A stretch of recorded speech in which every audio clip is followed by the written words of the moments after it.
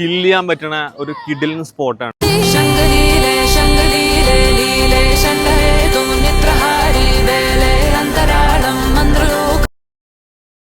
Hi friends, it's me Sameer Samblo. Weekend ആയിട്ട് chill ചെയ്യാൻ പറ്റുന്ന ഒരു കിഡിലിൻ സ്പോട്ടാണ്. ജിദ്ദയിൽ നിന്ന് ഏകദേശം 40 മിനിറ്റ്സ് ഡ്രൈവ് ഉണ്ട്.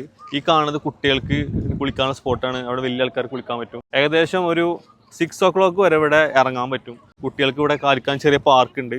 പിന്നെ ഇതാ കിഡിലിൻ ബ്രിഡ്ജ് ഉണ്ട്.